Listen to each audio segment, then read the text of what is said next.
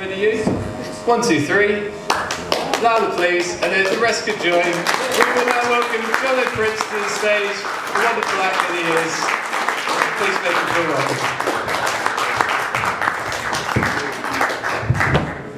Thank you.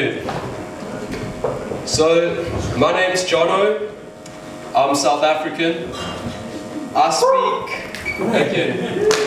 speak South African English, which is basically the same as English, except that we say a few words, we pronounce our words differently, and we use words differently.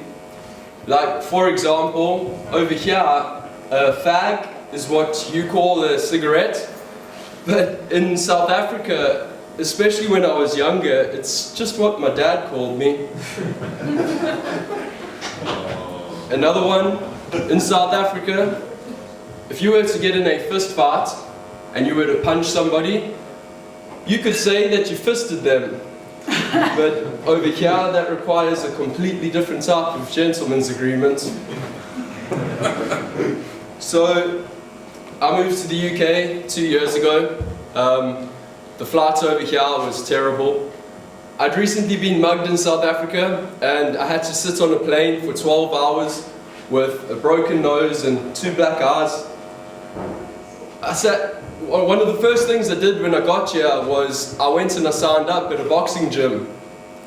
And at my very first day of class, my coach asked me in front of everybody what had happened and why I wanted to learn how to box.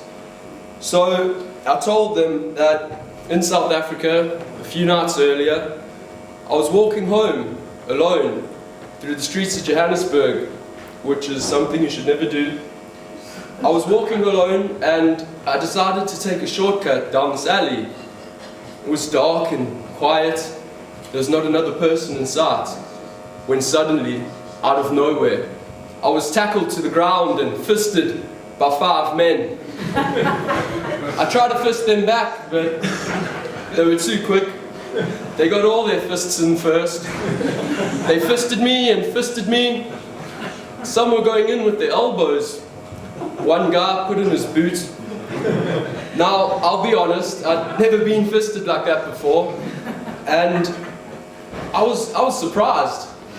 I was surprised at how I was handling it.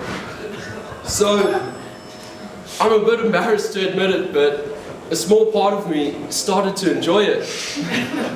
But I didn't last very long. It was my first time. But in a matter of seconds, I blacked out. When I woke up, I found that they'd left me there, taken my phone and my wallet, but it was alright. I was pretty happy.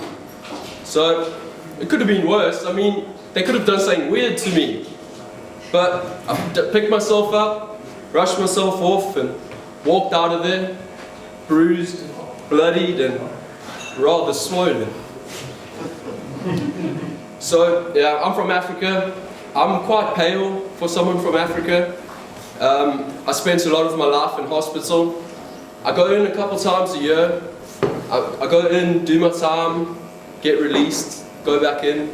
I'm like a repeat offender, but instead of running around committing crimes, I run around and get short of breath.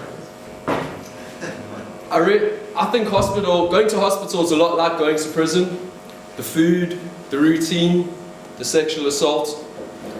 Last time I was in there, I had a Q-tip inserted in my rectum. I didn't want a Q-tip in my rectum. When I say a Q-tip, I mean like a cotton bud, not a pool cue. I wouldn't let someone put a pool cue up my arse unless they had a gun to my head, or if they couldn't find their chalk. But while being in hospital, I've had a lot of things inserted into me. Things like drips and needles. I found that nurses can say the strangest things before sticking a needle into you. Like this one time, before getting a drip, I had a nurse who made a hurtful comment about my penis. She went, "Alright, you ready?" And in 3, 2, 1, small prick. To be fair, I shouldn't have had it out, but I know that now. There was another time where, before getting a bunch of shots, there was an unconfident nurse who made a degrading comment about her breasts. She went, "Alright, you ready?"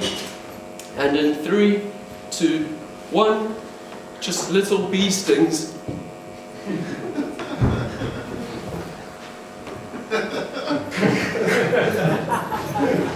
And then there was this one time where a nurse basically called my mum a whore. She went, "Alright, Jono, you ready?"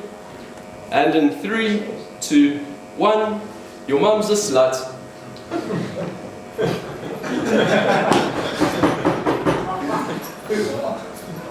No, I was pretty furious about that last one. You know, in South Africa, that's just how you say thank you to a team of surgeons. Guys, thank you very much.